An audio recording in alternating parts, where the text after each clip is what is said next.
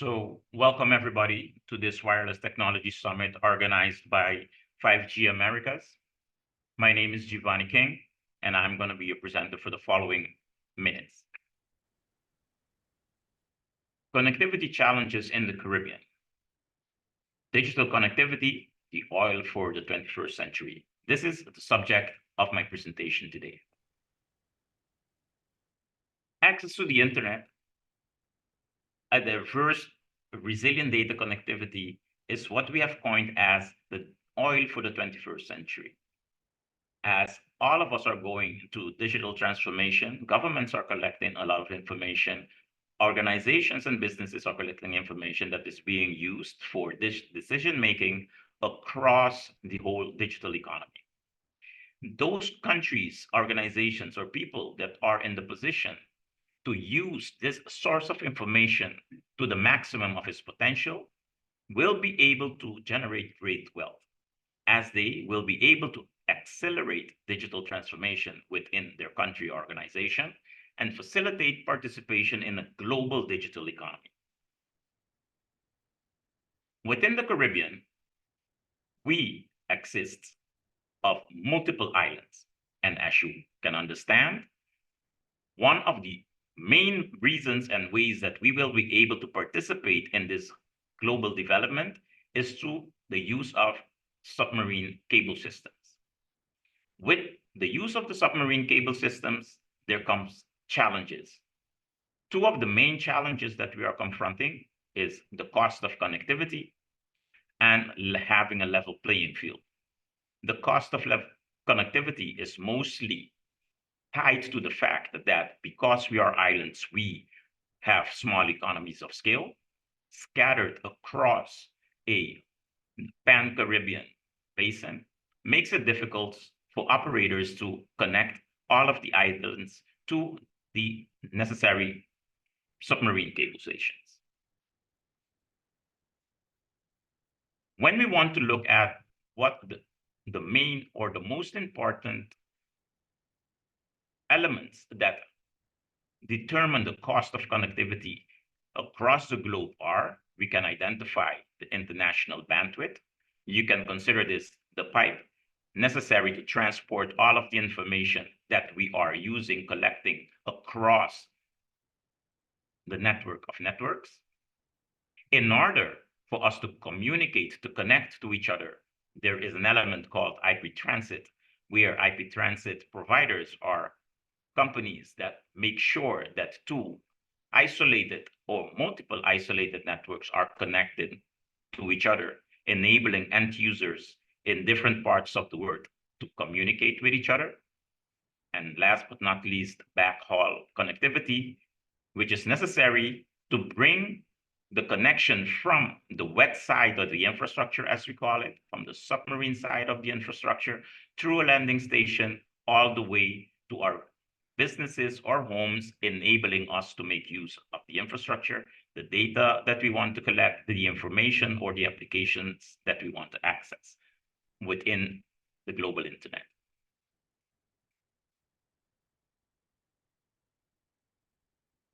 If we take a deep dive into the Caribbean submarine cable station systems, there are certain things that we really need to consider.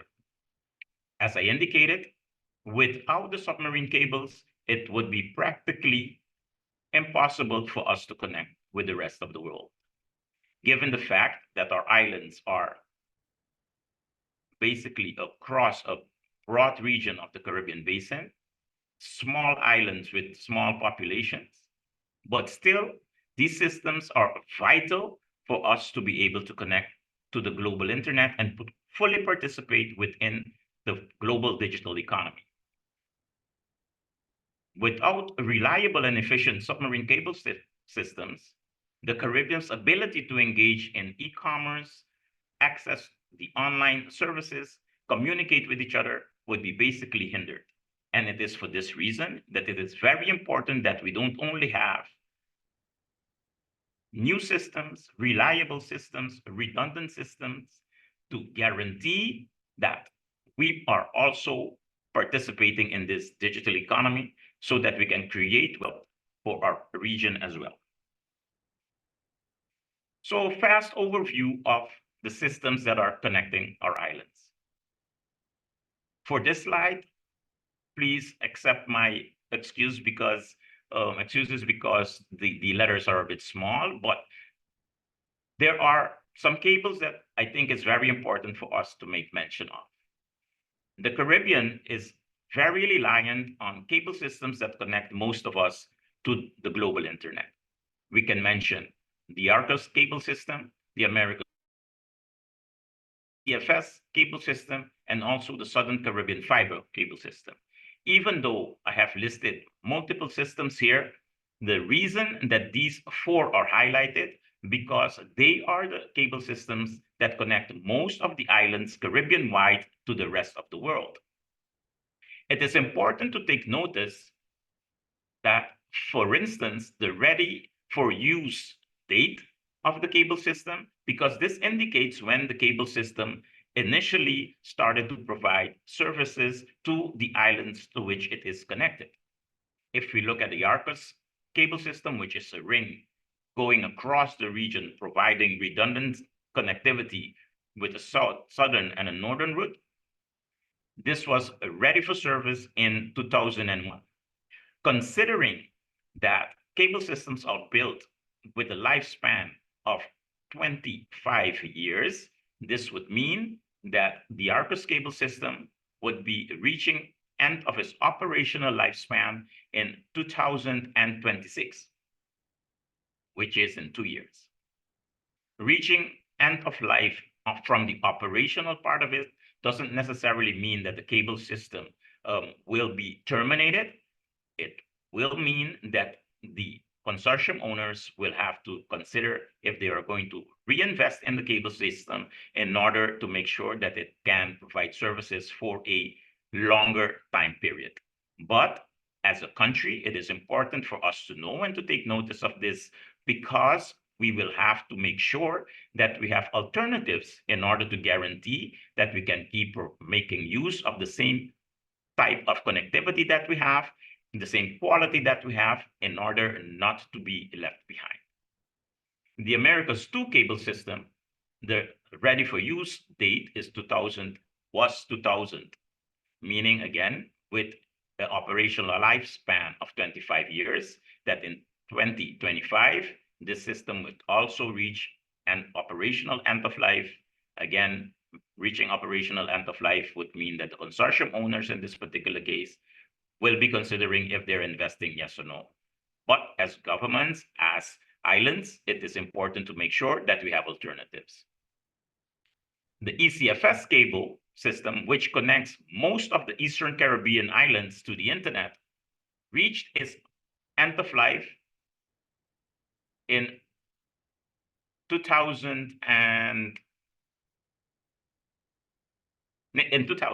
because the ready for use date was 1995. Adding 25 years would mean that in 2020, this cable system reaches its operational end of life. I can mention here today that this cable system is still working and still providing connectivity to most of the islands.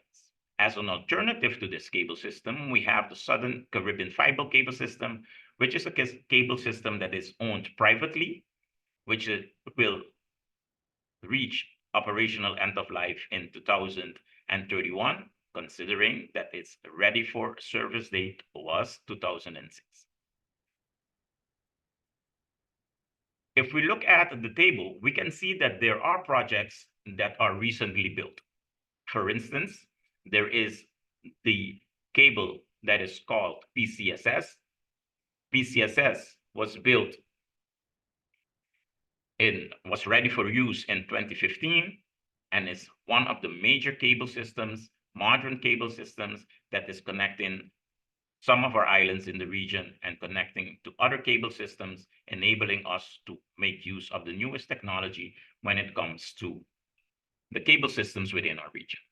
If we look at the fourth column with primary landing partners, you can identify that there are companies that I have called Telco 1 and Telco 2. Telco 1 is one of the companies that in most cases is the landing partner for most of our submarine cable systems in consortium situations and even within private networks. Telco 2, mostly when it comes to private built submarine cable systems. As you can see, if we want competition, it would be a best situation where there would be a mix, because that would mean that consortium owners would have better or easier access to provide services using the cable systems to the operators on the island. When the consortium owner is also the landing partner, there is a challenge. There is less level playing field because they are somewhat in control of the wet side of the cable system and the dry side of the cable system. So meaning the submarine cable and the infrastructure on land, be it mobile or fixed. These are issues that we will have to address to guarantee that there is a level playing field, even when it comes to the connectivity through submarine cable systems.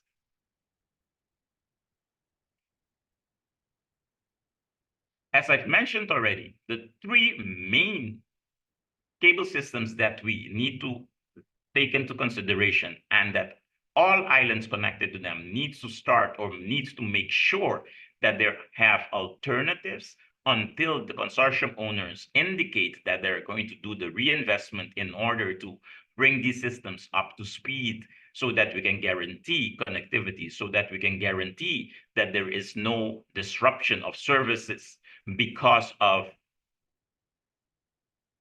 the cable reaching its end of operational lifespan is the Americas 2, the ARPOS cable system, and the ECFS cable system. Because not investing could mean potential limitations or disruption in connectivity.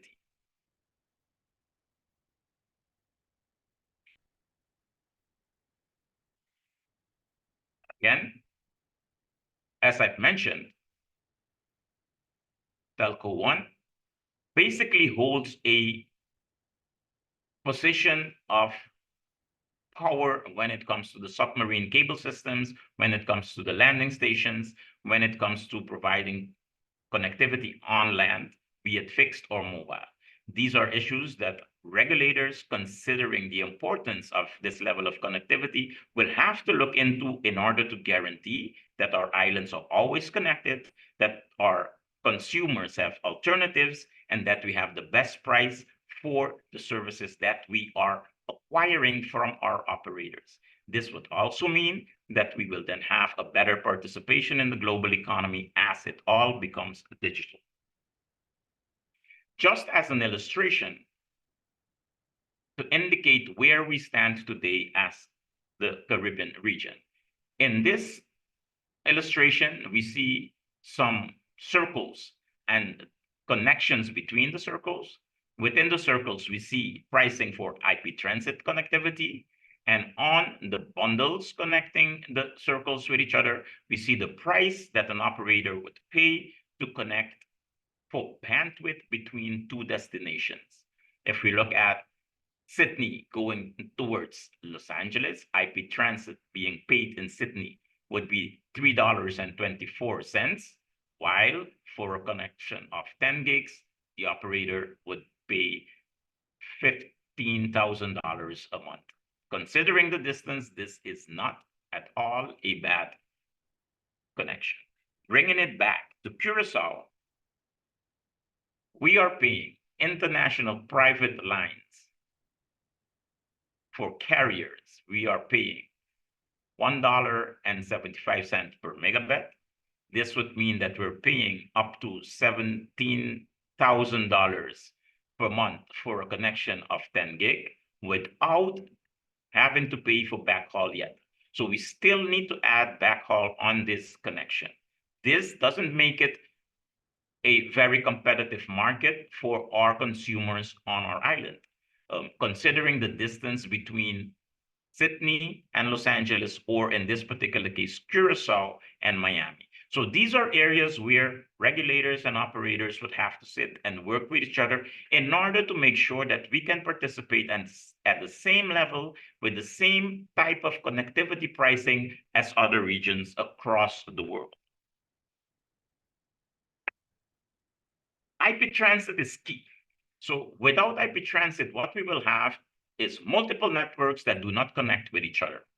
Without IP transit, it would be impossible for a consumer in Curacao to speak with one in, for instance, New York, because even though we have the different networks, there will not be connections between the two networks. Traffic would not flow through. So there are special operators that provide these connections, as illustrated in the next diagram, where you can see where the location of IP transit is taking place, and that we're talking about multiple or different infrastructures that all together form what we today call the network of networks, or the internet. Without the IP transit in the middle, we will not have such a vast infrastructure, and we will not have data at our fingertips or shortening distances as this development has created for us.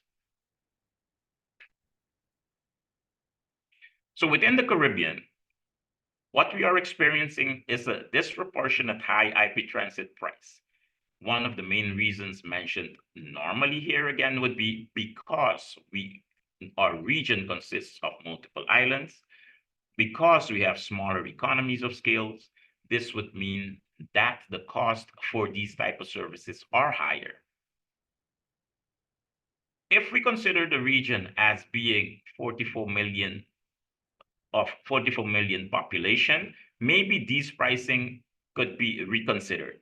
Operators can look at our region as one connected area and still be able to make enough revenues in order for them to still be economically feasible, but also enabling the consumers to participate in a much better way in the global economy.